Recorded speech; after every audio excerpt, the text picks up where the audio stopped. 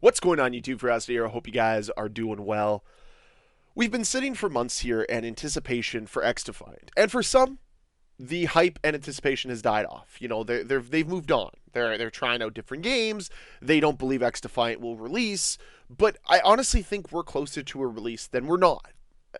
After that leaked investors call where it was assumed that XDefiant would launch before the end of March, things have been really quiet. And they've almost been too quiet. And I mean that in the best way possible. Because I think this is a development team putting the finishing touches to their game, not a development team scrambling to cover up what could have been a little bit of a mess. Saying, hey, a game that has no launch date is definitely going to launch by the end of next month could be a mess for any company. But the fact that we haven't heard much about it, I think bodes well to us actually getting XDefiant. But I don't necessarily want to continue to speculate about a prospective launch date anytime soon. I mean, I've been burnt before by XDefiant, and I just don't feel like I want to get burnt again. With that being said, though, I am insanely excited for this game. And there's reasons why I believe in XDefiant's success. One, I think they're actually going to pour in some of that love and care and passion, something that Call of Duty lacks. And I think it's going to have a clear-cut identity. I mean, the identity seeped through the game when we first were able to play it last summer. Like, you could tell the game had its own distinctions. It wasn't trying to be a generic first-person shooter that Call of Duty has become. It is trying to be its own thing while also being a love letter to those games we grew up with. I mean, for many, we grew up remembering the great days of Rainbow Six Vegas 2, of Halo 3, of COD 4. Like, these are the classic games that I think XDefiant is trying to emulate.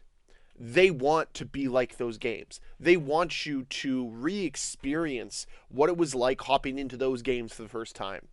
And that's where their model is going to thrive. If they continue to pursue that passion and that creativity that allowed those older games to flourish. I mean, look at where Call of Duty got to because of a game that was innovative, bold, and creative like COD 4.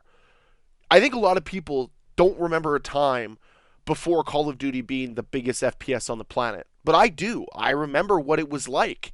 And when COD 4 released, it was a big deal, but the bigger deal was MW2. All great games start with a stepping stone, and I really think that this XDefiant is that stepping stone. I think it's innovative, I think it's going to be bold, but I think above all else, it's going to be creative. Something that is truly missing in a lot of games today. It was creativity that made me fall in love with Titanfall when it first dropped back in, I think it was like 2014. Like, I remember playing Titanfall, and I remember falling in love with the mechanics that Respawn Entertainment brought to that franchise. Fell in love with it again in Titanfall 2. And honestly, I would love to see Titanfall 3 one day, but that's a video for another day. The reason why I fell in love with that game was it was a departure from Call of Duty. A creative difference from the core of Call of Duty, but also still feeling reminiscent enough of that core gameplay concept. That's what XDefiant provided. They provided enough of a stray from the original Call of Duty formula in its experience that it felt like you were playing a different game. But that core feeling that you could associate with was still there. It felt like you were playing one of those classic shooters, and that's what made me believe so deeply in XDefiant.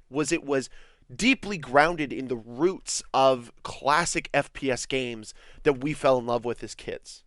Now, I get it.